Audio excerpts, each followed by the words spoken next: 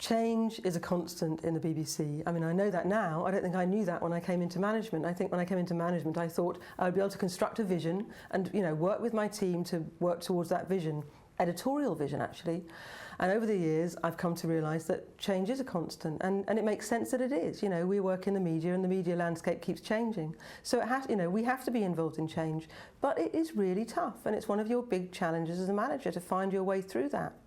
I think one of the biggest challenges in leading teams through change is that people seem to be naturally conservative, and also, change is a daunting thing. I think the difficulty can be that you're trying to bring in like new ways of working and new ways of doing things, and they stick to the old ways of doing things because they think they're better, because you haven't made the case, you haven't said how it's better for them, how it's better for the BBC, and so it's about explaining what the good points are. I think the challenges that face a leader when, faced with the prospect of change is how much change versus how much stability.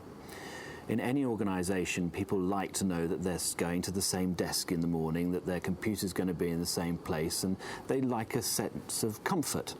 And you've got to make sure that that's balanced with challenging people enough and motivating people enough. If you're leading change, you have to recognise that you haven't got all the best ideas, and that as part of a process of change, the environment is changing around individuals, and they'll start asking questions about things which may not have been apparent at the start. The key is to bring people with you on that journey. Otherwise, the day-to-day gets disrupted, and also you never get to the new place that you want to get to. If you're not very clear about the message, or what is the end goal that you want, there'll be a lot of confusion in the team.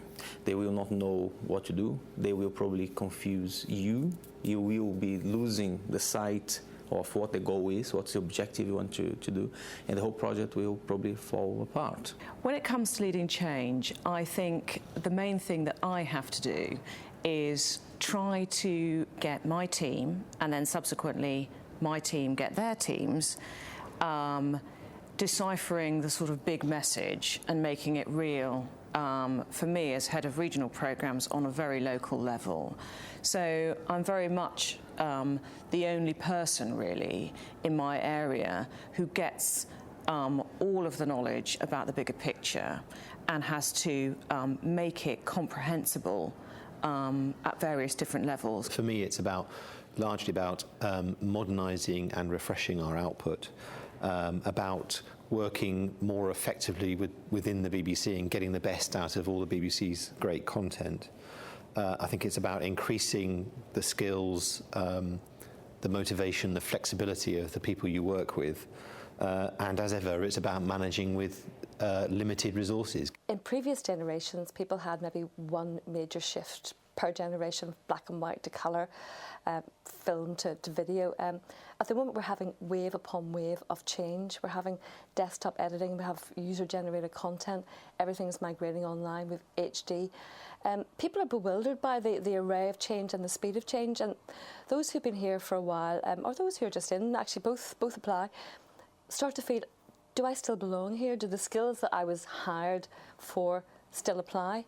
And quite often a lot of negative behaviour is motivated by fear. I think it looks, on the one hand, very, very scary, but on the other hand, a fantastic opportunity. There are, if you can get yourself excited about this stuff, and it is exciting, then nobody knows where it's going to go. Nobody knows what's going to happen to our audiences, and in a sense that that is really exciting.